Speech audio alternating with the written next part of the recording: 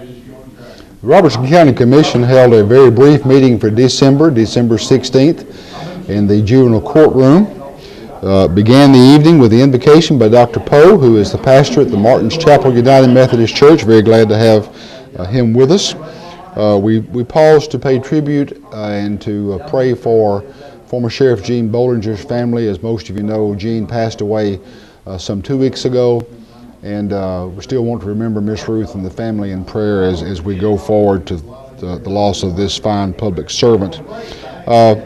We recognized our 2 Robertson County Volunteers of the Year tonight. Every year, the governor's office allows us to pick a youth and an adult for their volunteer activities. And after a very strenuous process, the 2 that were picked was Gabby Galusi and Dr. Tommy Crunk. And they will be recognized at a state banquet later on in the spring.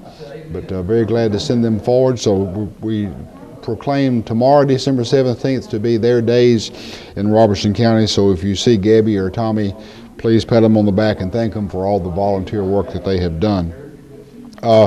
Re-elected Lee Scott to the Airport Board for a term of 5 years. There were 5 rezoning resolutions, all 5 of which were approved without opposition.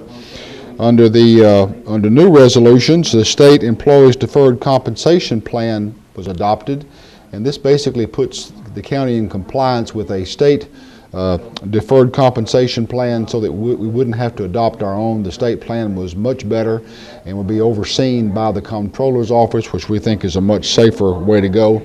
County Attorney's contract was extended. Clyde Richard has been the county attorney now for about 25 years, and it's been a while since his contract was renewed, so that contract was renewed this evening.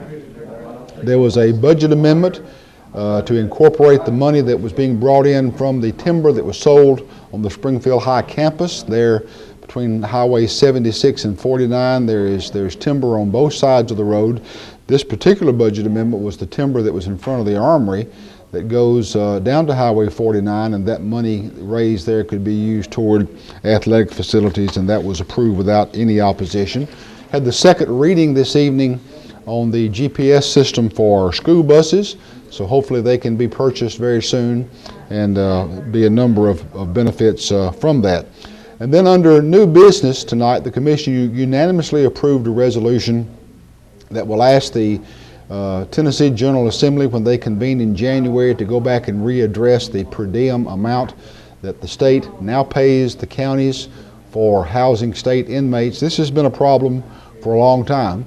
And even though the amount was raised last year from $35 per person per day to $37, that $37 does not begin to pay the county's true cost in terms of housing those inmates in our county jail. So we would like for them to go back and look at this more realistically. Of course, obviously the state does this so they will not have to build more prisons and more prison beds, but passing the cost on to the counties is certainly not a very fair mechanism, and many counties, including our own, do not wish to continue to house state inmates when we are not receiving the just compensation for doing so. So we're asking them to go back and readdress that.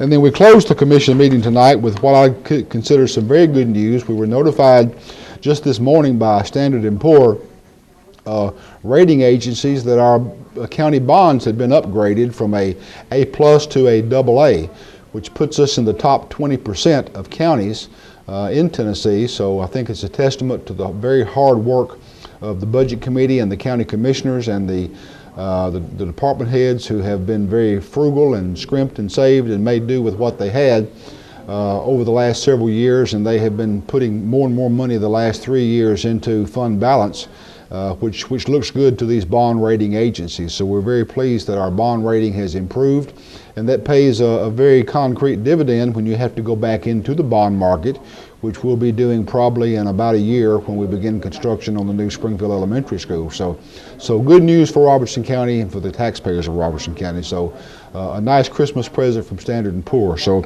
we'll conclude the December meeting by wishing you a very Merry Christmas and a happy and prosperous 2014, and remind you that Robertson County office buildings will be closed on Christmas Eve, December 24th, and Christmas Day, December 25th, as well as New Year's Day on January 1st, and that the County Commission meeting for January will not be until January the 27th. We always observe the federal holidays, which is the King holiday in January and President's Day in February, so County Commission will convene at 7 p.m. on January 27th. If you can't be with us here in the building, hope that you'll join us on Channel 3.